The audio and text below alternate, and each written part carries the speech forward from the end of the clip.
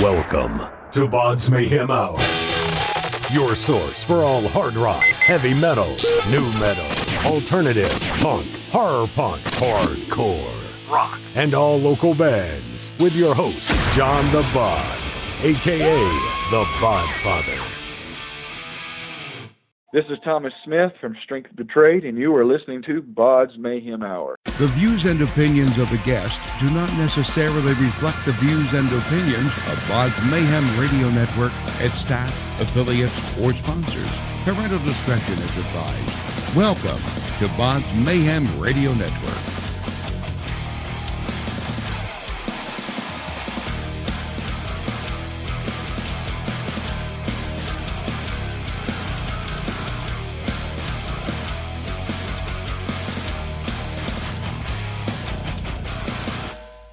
Hey everybody, welcome to BODS Mayhem Hour. I'm your host, John the Bod, a.k.a. the Bodfather, and as always, I'm bringing you guys and gals awesome interviews. Today, it's an honor and a very huge privilege to have Mr. Thomas from Strength Betrayed. Christian hard rock band Strength Betrayed has released their official music video for their new single, Wartorn, the title track off their upcoming EP, due out September 28th, which just right around the corner, actually. Then we're right into October. Greatest month of all time because it's my birthday and Halloween and all that good stuff. But anyway, back to the interview. Also, Strength Betrayed is having an album release party October 5th at Clayton Beverage in North Carolina with the band Sept for the Fall, which is their buddies. So you want to come out and check that out and check this band out also. So Thomas, how's it going? Doing really good. How about yourself? Doing awesome. Glad to have you on here, man. Yes, sir. I'm glad to be on. It's an honor, but truly, it's an honor to have somebody actually give a crap about what I have to say. And I'm going to say this right now, and all the podcasters out there, you can hate me or like me. I really don't care. I do this for these bands. If you have a chance to help a band out, just to give them some time to talk about their music and their EPs and what they've done and how much they've worked their asses off on this, do it. And the ones who don't, I feel bad for you. I seriously do. Absolutely. Feel bad. Absolutely. You know, if I can add like a little 10 cent here, but yeah, definitely. Like, there's a big argument today is heavy metal or hard rock kind of dying out or anything like that. And I think one of the reasons is, and I'm not just saying because, we're trying to get to an up and coming status, but you got to let the little guys have their moment because you don't know what kind of potential is coming up. You know what I mean? You don't know what kind of, new view or new artwork is coming out of these new guys that are hustling down on the, underground or the down low or whatever. So yeah, man, thank you. Like I said, thank you for having us on. Thank you for giving other bands opportunity as well. And I know you have to dive through and sift through all the music that's out there right now because of the digital era, which I love. A lot of people don't, but I like it. But it's good. Right. It means you, as an interviewer and a podcaster and radio host, man, you work your ass off just as much as the bands to find those bands to get them on here to help them. Right. How's it been working with Tag Publicity so far for you guys? You know what? I got a story about this. So, we had released Wartorn, like the music video and the single, and then we have a few more on YouTube and, mostly YouTube, a few other singles that we dropped. We're dropping a lot of singles. I mean, that's the era we live in. Like you said, we live in the digital age.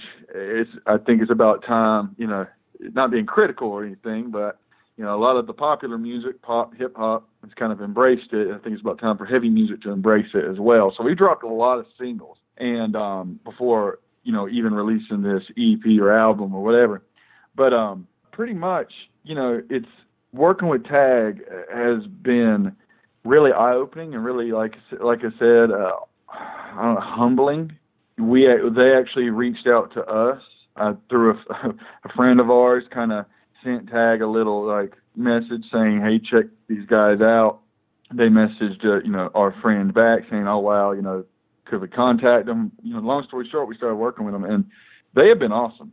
I mean, they have been consistent. If I have a question, they even with interviews, both on the phone and over email, they're pretty much at the ready. When they say like, if you don't know what they're trying to say or this specific interview is a little different, they'll say contact us and we'll help you do it. So, you know, they're really easy to work with as far as, especially if you're a new band. Like, we've never, you know, done, you know, worked with a publicist or anything like this before.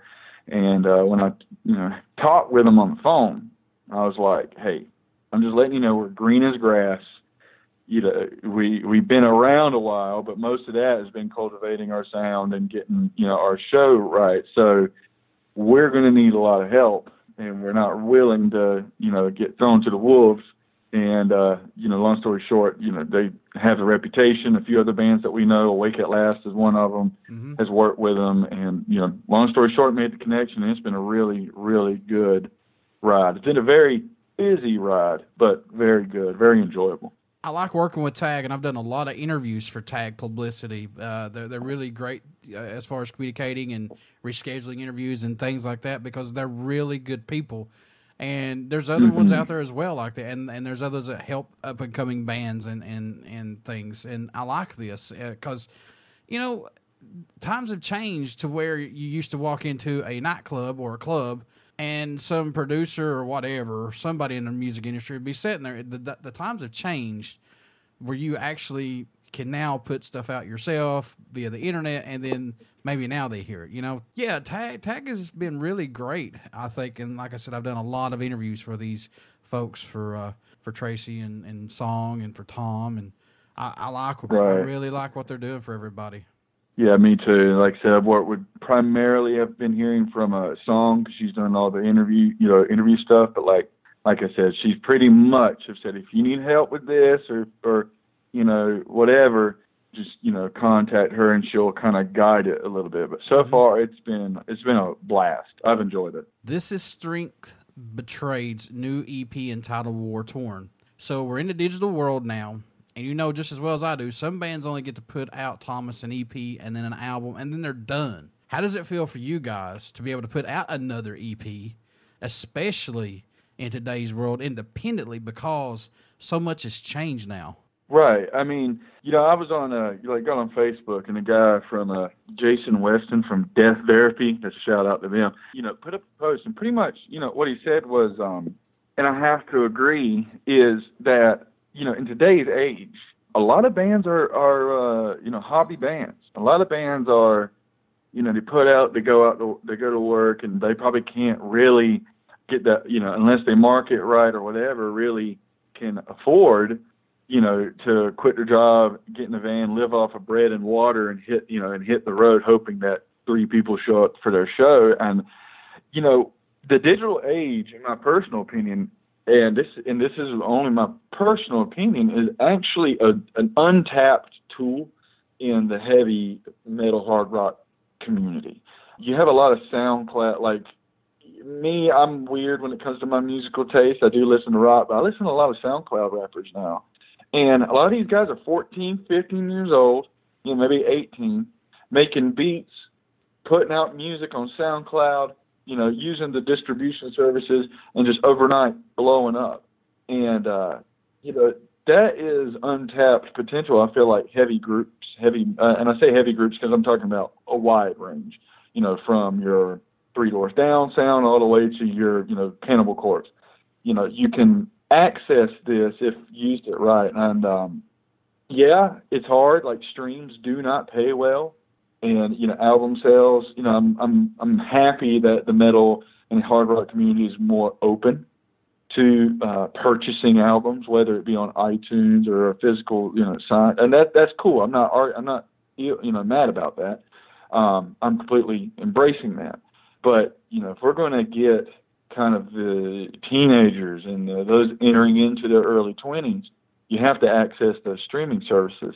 And so if you have an idea, or if you have a vision like that, I feel like you can do a lot of good for your band and still remain independent until you're willing to take that next jump, until you're willing to take, you know, to start marketing for record companies and studios and things like that.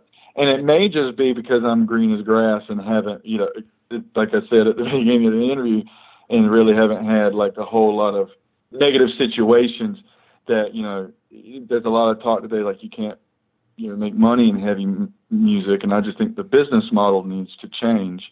And, like I said, this is probably because I'm green as grass and whatever, but I just don't buy into the fact that people don't want to pay for or don't want to listen to heavy music. I think we just need to embrace the way of the quote unquote future, or the way things are now. I listen to, like I said, a lot of SoundCloud rappers. They release a lot of singles. I know a guy, I'll shamelessly say it, there's a rapper called Fat Nick. I love him to death. And he's fairly independent, and he is huge. He doesn't drop it. He's dropped like one album for himself, all of it's singles, all of it.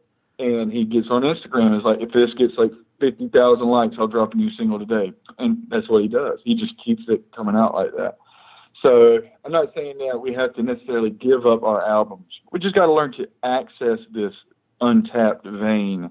And I believe the heavy music can absolutely tap into. That's what I'm going to do. If I get 50,000 likes, we're going to drop another interview. How about that, folks? There you go. There you go. Is this band Strength Betrayed ready to take that next step? Possibly, man? I'll be honest.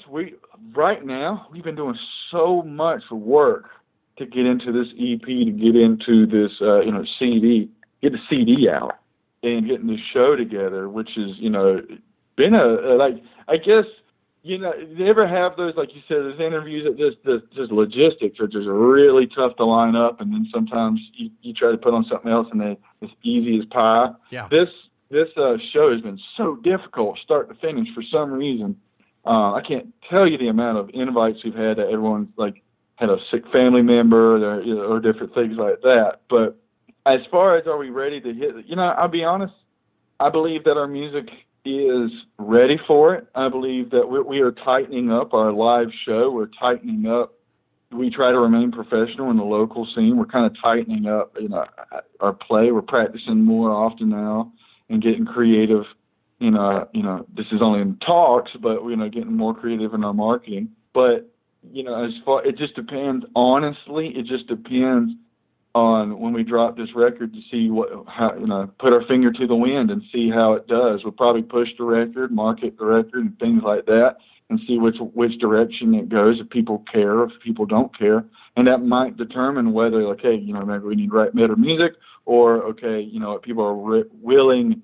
This is doing better than we thought. We need to start pushing this. Really start pushing this. And so that's kind of where we're at right now. What's impressed or excited you the most about making the EP Wartorn, if anything? Is there anything about this EP that sticks out for you possibly or excited you? I think we had put out an EP way back in like 2015, 2016 called Into the Soul.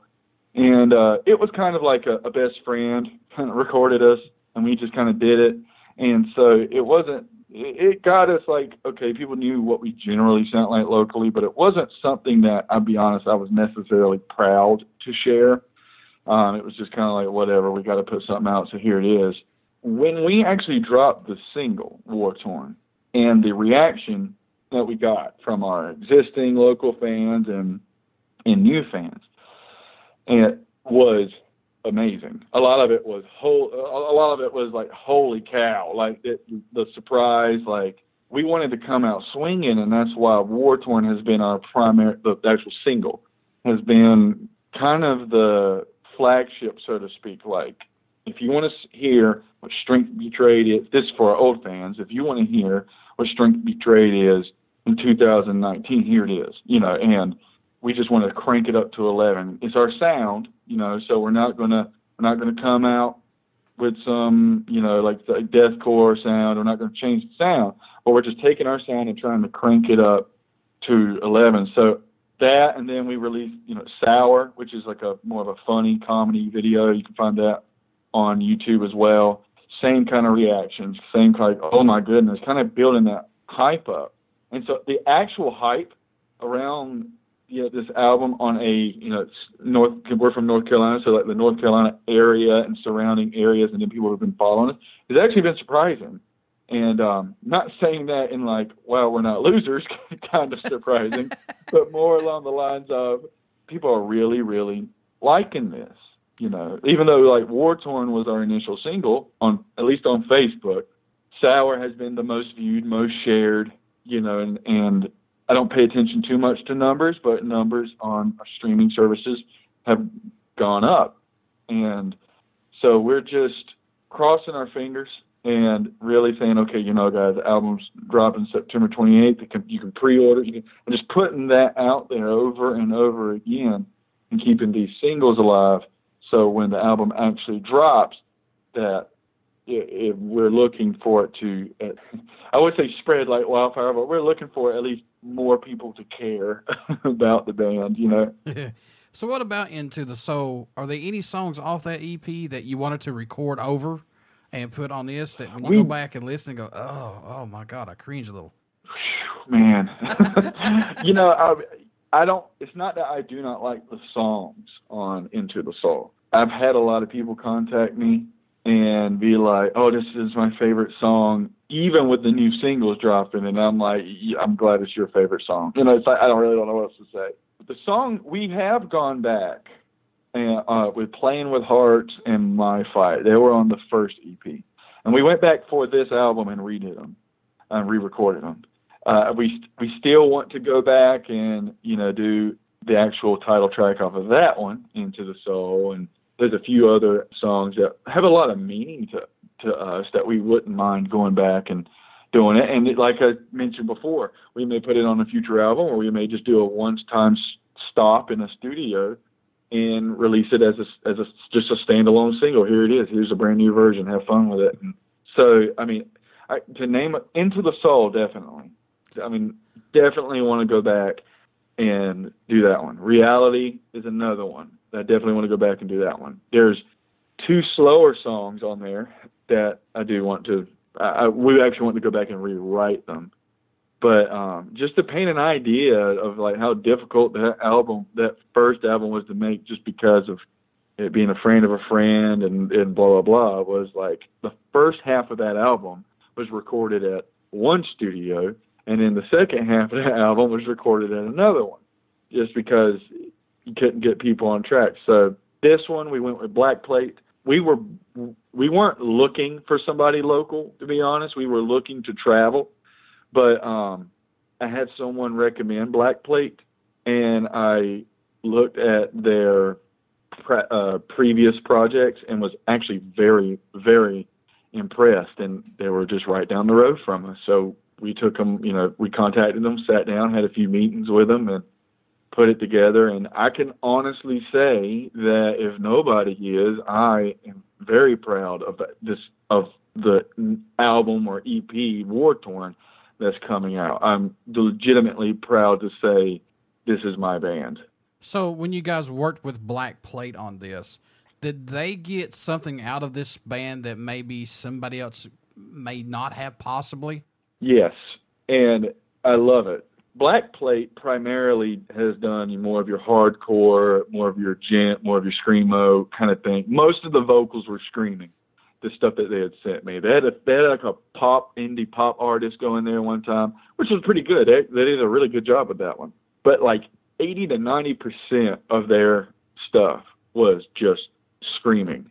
And I got nothing wrong with that. I listened to some heavy, heavy stuff. I actually rarely listen to people of my particular subgenre. I just usually listen to heavy groups that even the rest of the guys in the band are like, dude, like that sounds like snoring. I'm like, I love it. I'm sorry. But, you know, so what we wanted to do is we're coming in and when they listen to the EP, they're like, yeah, you guys definitely need help. But they were like, you know, we're coming in as if I had to paint a picture, more of your Breaking Benjamin, 3 Days Grace, you know, just kind of like we're kind of along those lines, but we didn't want to be exactly like that sound. And so they were able to take our sound and crank the heavy as wide open as we could possibly get with the current songs that we had. And, you know, we sat down with ideas, bounced it off them. We worked with, you know, guy John Barrier and Garrett Barefoot out of there, and man, they pushed us, and in a great way. I mean, in a really good way. They really, really pushed us. You know, I'm not ashamed to say, like Jacob, our lead guitarist, he's a freaking phenomenal guitar player. You know, it was John, Garrett. They brought in a guy named Michael, and someone else, literally all working on, I mean, like 3 to 4 hours, all working on solos. What if you do this? What if you do that? And I'm not saying that we didn't have an input in it, but we welcomed, absolutely with open arms, welcome outside creativity and outside ear that could kind of, help shape us. We're very open to different creative ideas. Really quick, for example, our album art. There's a guy out in Sacramento, California. We just we use him. I've used him for all of our stuff. We send him, I message him. Here's a few songs. Here's what the songs are about. Have fun. We don't paint a direction for our art, the artwork, because I want him to hear what we have to play or say, and then let the artwork come out of that. And so that's just kind of how it was in the studio. We just kind of open arms, whatever you guys think, and obviously we'll bounce ideas off of you. It's a team effort, and whatever you guys say, hey, what if we do this, and we try it out and it sucks, well, we'll just not do it anymore. But if it kills, then we'll take it on. And it's really helped shape us as a band, like absolutely for sure. How long did it take to write and complete the EP? Honestly, we went in there 24 hours in a week. We did it in a week. Wow. We had the songs already written, quote unquote. We had the songs already written. We, went in, did our little demo tracks, little rough takes, and I think we did that about a week or two before actually going back in. And then when we went in, it was 7 days, all day. We're in there just hammering them out. And the only thing, because, really it didn't take away creatively. That sounds like a little much as far as like it might exhaust us and we might not do as well or whatever. The only thing that we were like, that I had to watch for is my voice, singing that long.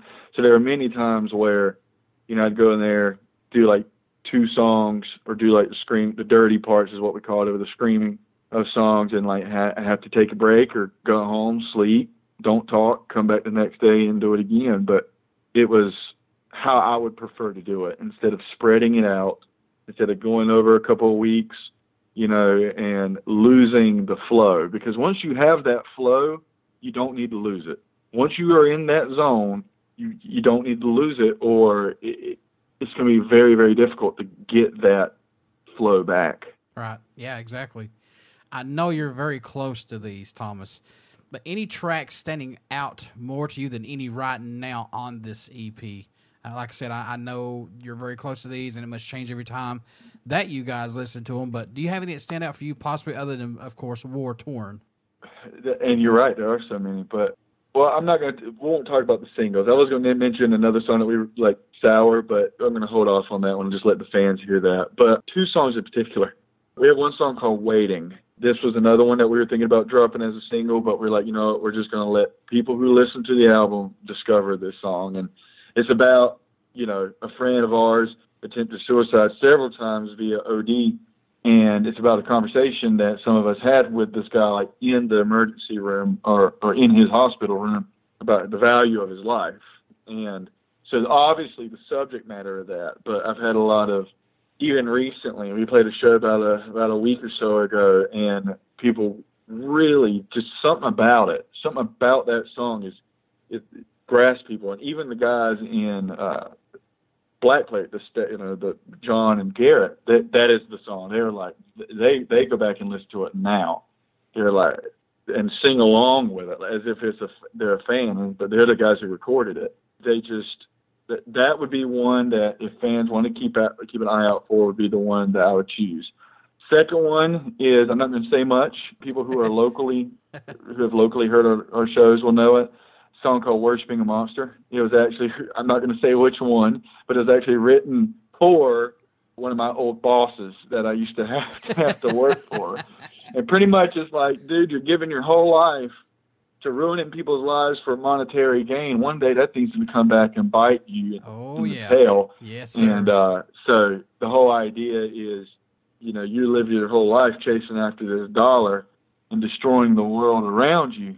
That come your deathbed, you're going to realize that you were worshiping this dollar. You were worshiping this monster that is, greed that supersedes your family or supersedes, the people around you. So keep an eye out for that one. It's a very different track. It's one of those tracks that we're like, well, we're not really writing for anybody but for ourselves. So screw it. We'll go ahead and put it on there. And we did. So it's fun. It's really fun. Now, you just mentioned those two, but was it hard to choose between these current set of songs? Which one would be the first single or video you wanted to release or push first? Or was it, or was it hands down, Wartorn?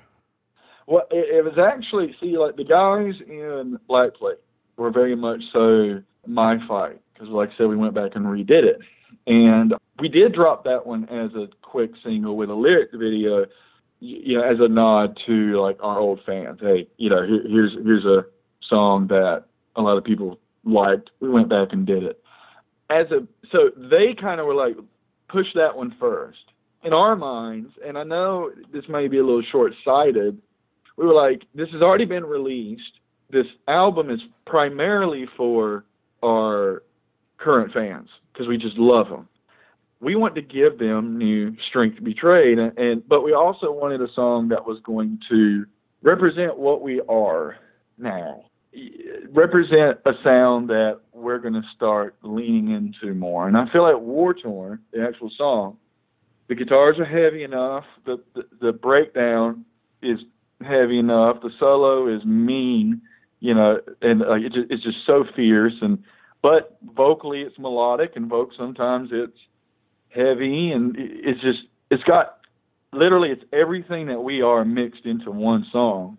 And we wanted to come out of the gate like we wanted a song that as soon as you click play, it slapped you in the face, and that was it.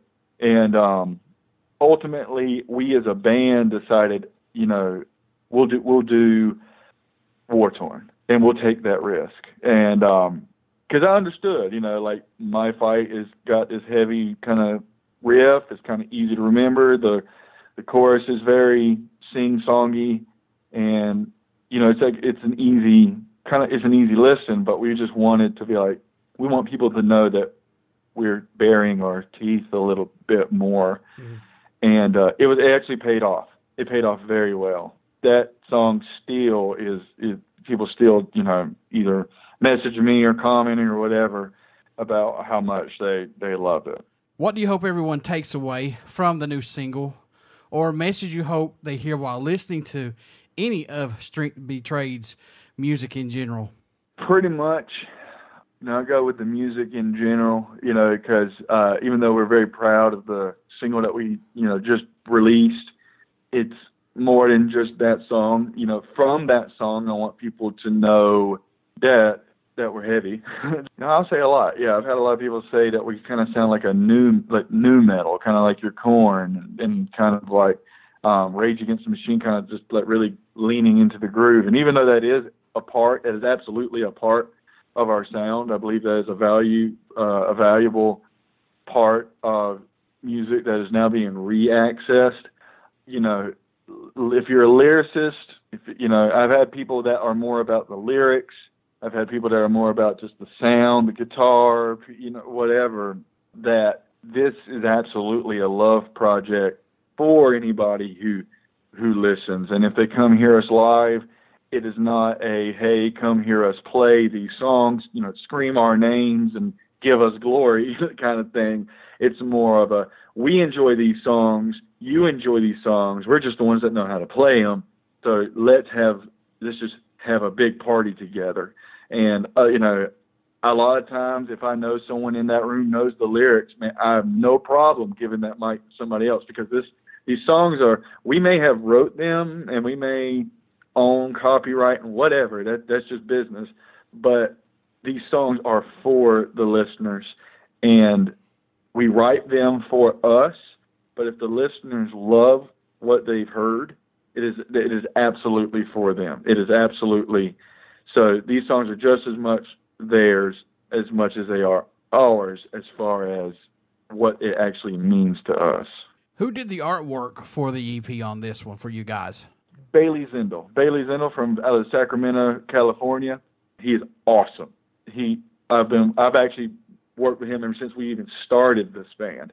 And if anybody needs any album art, he just takes it in a new direction. I wasn't really necessarily, not bashing anybody, I wasn't really interested in kind of like a generic kind of like hard rock album cover. I wanted something very different. And, you know, we're from North Carolina. He's from California, and they got that California sound and kind of the pop gent thing going on. And he embodied a very artsy aspect to an album cover. And so, like I said, we sent him a few of the singles, sent him an idea, sent him what the singles are about, and told him to have fun.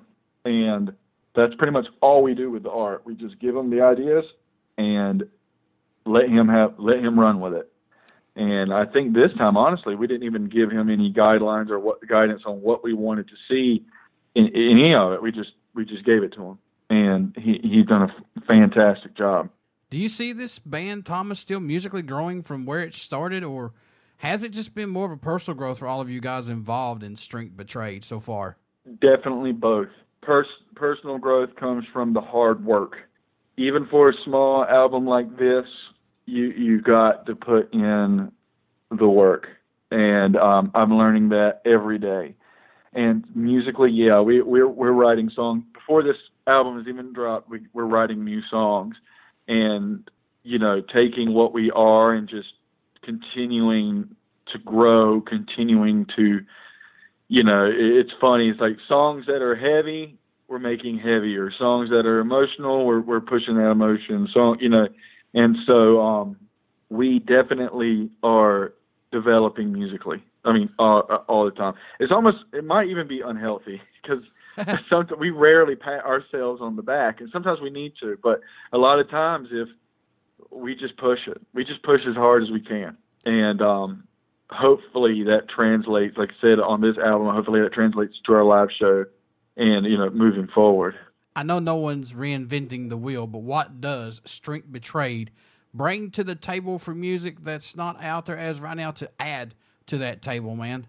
Yeah, you know, what we try to do, the best way I can say is, just like we're open to creativity as far as like the studio, we are definitely, each of us have a very different musical taste.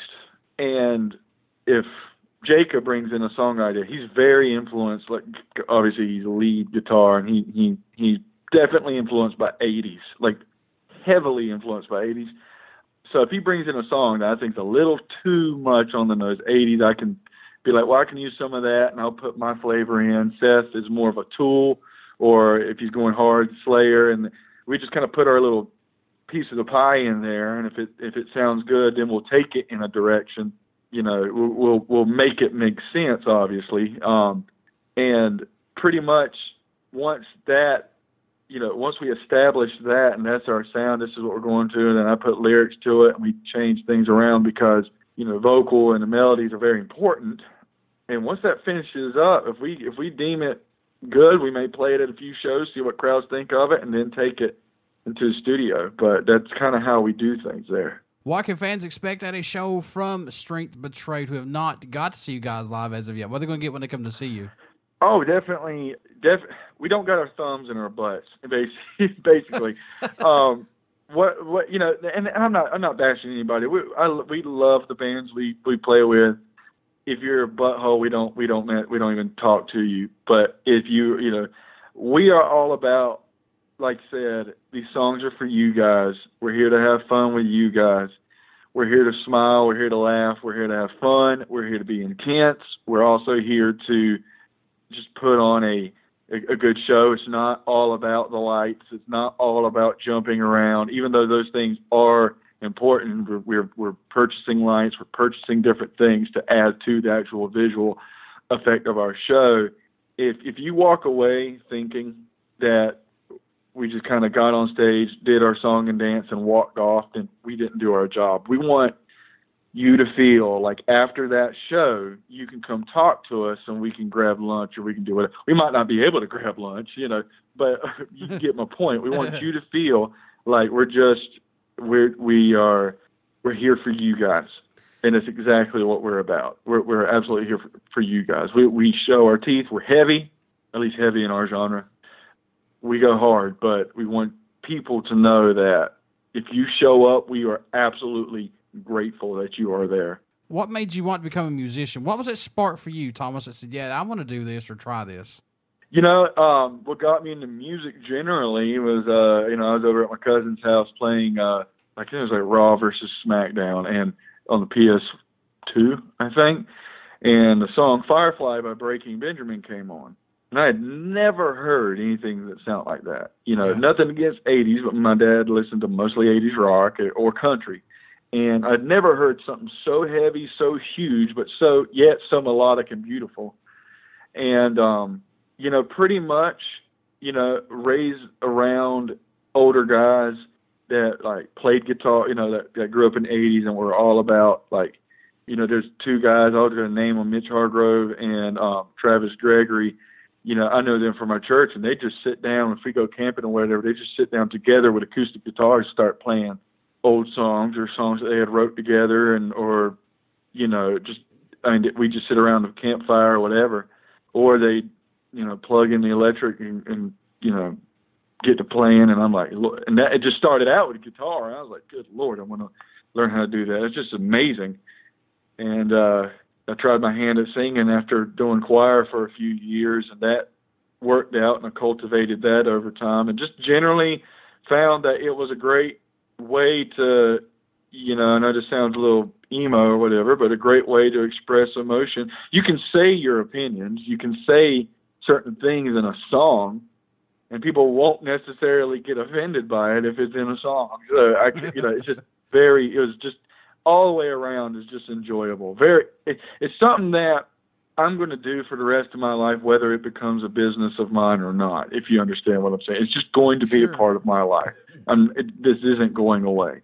Yeah, you're right about Breaking Benjamin. There's something about Ben's voice when he sings and just how it all comes together. It's just great music. That's all I can say. It's just really great music from those guys. And I just think that you have to pay attention to what they're doing when you hear their music. That's my opinion. It's really good. So absolutely. And they were my first musical love. I love Breaking Benjamin. I mean, a lot of people say I sound like them, and I try not to. I try not to copy anybody, but every single album has just been for them. When a friend said it best, it's like, it seems like every song they put out, you can hear the emotional content. Oh yeah, easily. That verse. Easily. And we, as Strength Betrayed, just want to not copy them by any stretch of the imagination, but we want that same feeling to be in our songs. Is there a country so far that stands out or shocks you that Strength Betrayed gets support from, or your music is even getting played in, if you've seen anything possibly? Really, Sweden. Wow. Sweden, and it used to be Brazil, and I guess we didn't put out anything for a while, so they stopped caring. They're starting to care again, but I think our second highest buys or stream outside of the U.S. is Sweden, and we've actually had some of them comment on the videos, like, because they were referring to us like, like Volbeat, and like my voice kind of is that baritone style. So they're like, you guys, like I had one guy was like, you guys sound like Volbeat, but better, that kind of thing. And so, just shout out to anybody from Sweden that's listening right now. Thank you for your support. And hopefully one day we can scrounge some money together, take a sailboat out that direction and play a show or something. Is there a band on the bucket list for you that you would like to tour with, or maybe do an old school album split with, Thomas? Oh my goodness. I definitely said Breaking Benjamin. So I'm gonna name two so I don't get too cheesy. But definitely Breaking Benjamin, like I said, they were my first love, and if I'm ever like, if I don't know what to mention, or what to listen to, I'm just like, I got those guys. Absolutely. But you know what? If I had to do like a collab, I would just go off the flipping wall and like pull in somebody like like Post Malone or Juice WRLD or someone that is absolutely not in our genre and really do a collab with them, for two reasons. First off, I believe that if it works out well, you can really make something special. But second of all, like with artwork, like with the studio, we like to pull someone with a completely different creative mind, creative output, and combine our sound and their sound or our idea and put something out. So it would probably be, the rest of the guys in the band would absolutely disagree with me, by the way, but I'm going to go out and say Post Malone. I would do something with Posty. Did you have a go-to album or song that just let you escape when you were younger? Or maybe today, possibly, do you have that? When I was younger, definitely Skillets, Comatose, or Collide. I kind of came up in that 2006-ish era, and those songs, both off Collide and Comatose, like Breaking Benjamin, are so emotionally heavy and so focused. And you're a teenager, you're angsty, life isn't working out, or just situations and come up and whatever. But man, I'll be honest, that was it. If I was going through a hard time, those two were the albums I went to, Collide and Comatose. I know this is a crazy question, and I know bands have their names and things like that, but does the name Strength Betrayed still have the same meaning for the band still today for you guys? Yeah, with Strength Betrayed has always kind of been our way of keeping ourselves humble.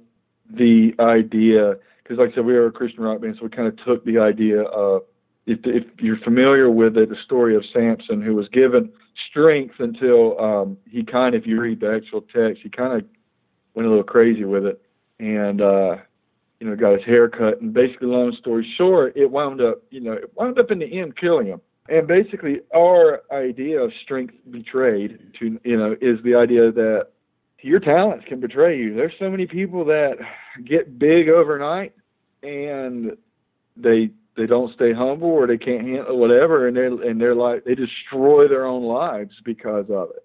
And so it's just kind of a reminder to us, like, no matter what happens, I'm not saying we're going to be the next big thing by any stretch of the imagination, but no matter what happens, is like we can't let our own egos get in the way, of our lives and wind up breaking us up because of pride issues or things like that. So it's always been that, and it still is that. Folks, you want to get out and pick up Strength Betrayed's new EP that's coming out, Wartorn, due out September the 28th.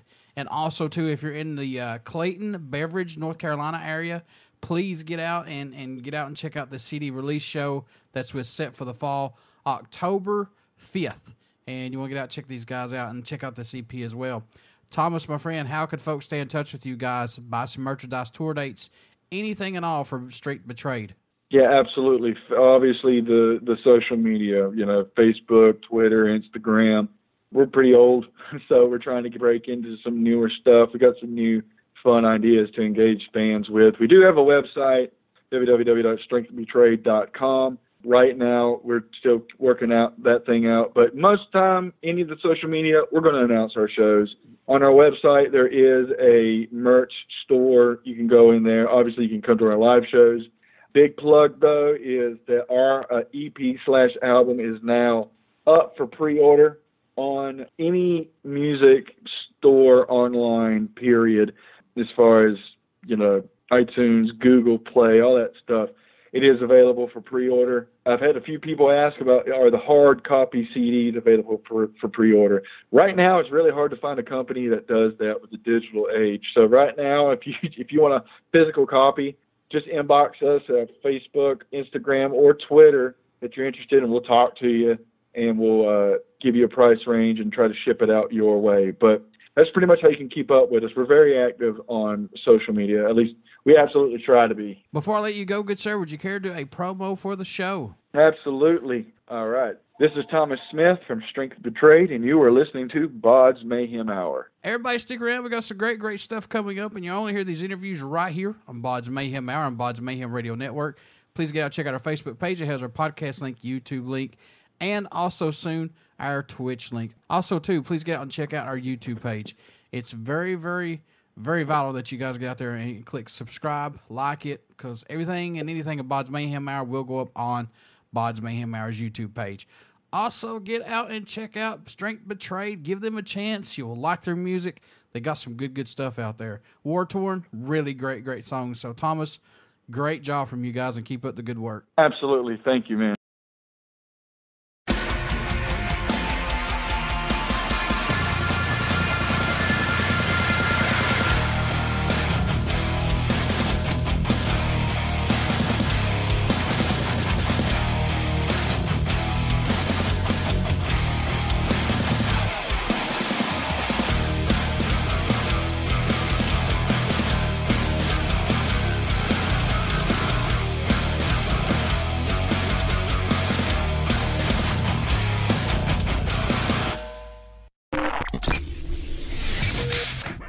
You're listening to BODS Mayhem Hour.